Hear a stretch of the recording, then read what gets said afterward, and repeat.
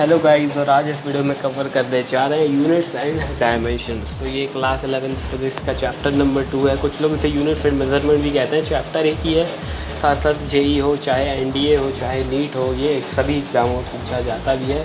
तो हम एक चैप्टर को एनसीईआरटी का कंप्लीट भी लेके चलेंगे इस लेक्चर में। तो सबसे पहले बात करते हैं कि किसी भी to express any measurement we need the numeric value and the unit.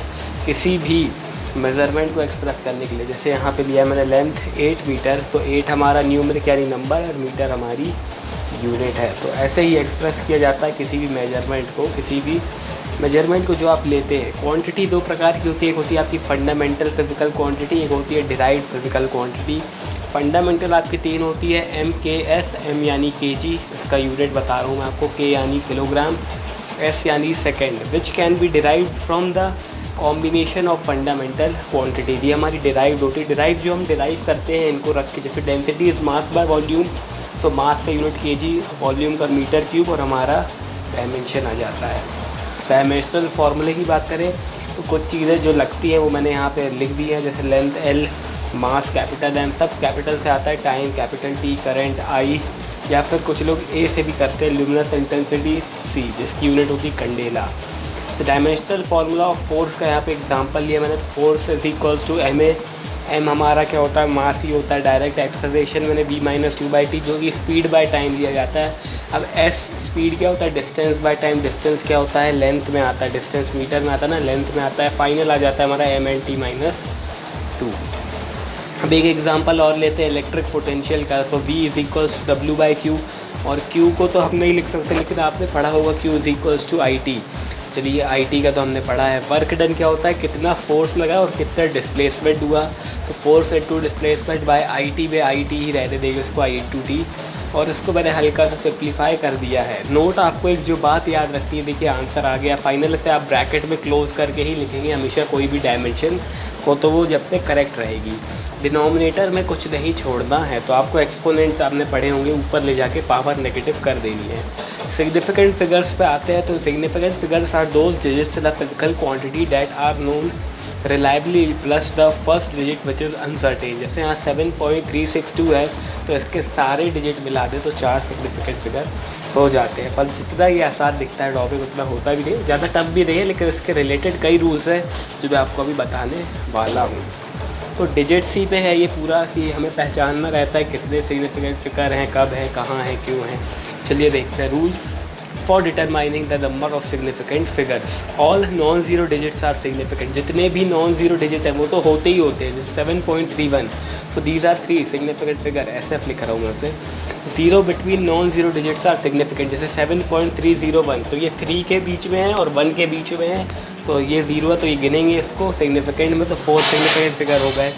All zeros to the right of a non zero digit but to the left of a decimal point digits are not significant. जैसे 3700 point, तो यहाँ पे 5 significant figure आपके हो गए हैं।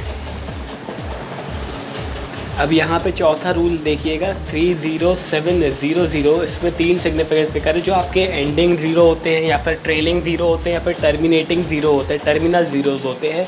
उन्हें हम सिग्निफिकेंट में काउंट नहीं करते, वो सिग्निफिकेंट नहीं माने जाते हैं। और zeros are significant if they come from measurement. अगर कोई भी मेजरमेंट से वो आते हैं, ये नोट है एक, तो वो होते ही हैं सिग्निफिकेंट। जैसे 30710, तो ये 5 सिग्निफिकेंट फिगर है। अगर इसके आगे मैं मीटर लगा लूँ तो भी ये 5 सिग्निफिकेंट फिगर है, क्योंकि ये मेजरमेंट से आया है। If the number is less than 1, the zeros on the right of the decimal point but to the left of the first non zero digits are not significant. जैसा कि यहाँ पे 3 सिग्निफिकेंट फिगर हैं। जैसा आप देख सकते हैं कि अगर नंबर लेस देन 1 है तो हम काउंट नहीं करते।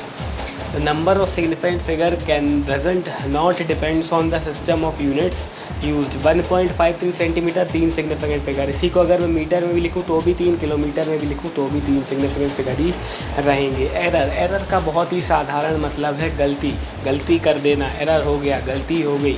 तो एब्सोल्यूट एरर का यहाँ पे मैंने फॉर्मूला लिख दिया है। मॉड में आता है, ये देखेंगे मॉड लगाया है मैंने यहाँ पे। मॉड्यूलस फंक्शन आपने पढ़ लिया होगा तो आप समझ गए होंगे। जिसमें वी ए मेजर्ड वैल्यू है और वी ई एग्जैक्ट वैल्यू है। और यहाँ पे 3 फॉर्मूले हैं, आप अच्छे से कर लीजिएगा। क्वेश्चंस बहुत सारे आते हैं इसमें जब आप बात करते हैं जेई, एनडीए या फिर नीट की। अदर इम्पॉर्टेंट यूनिट्स यहाँ पे मैंने कुछ लिख दिए हैं, जैसे 1 AU is equals to 1.496 into 10⁻11 metre, 1 light year लिखा है, 1 पारसेक, 1, और यहाँ पे टन लिखा है मैंने, कैरेट लिखा है, कैट। तो ये सब आप कर लीजिएगा, ये आपकी NCERT में दिए हैं। और जब आप और नए नए क्वेश्चन करते हैं तो यूज़ इसमें हो जाता है। कॉम्बिनेशन ऑफ एरर्स की बात करें तो मैं आपको पूरा डिराइव करके तो नहीं बता रहा हूँ, लेकिन z अगर a इंटू बी है तो delta z by z is equal to delta a by a plus delta b by b, और इसी को आप सॉल्व कर सकते हैं क्रॉस मल्टीप्लाई से। तो मैंने डिराइव नहीं किया, यहाँ डिफरेंशिएशन लगा है थोड़ा।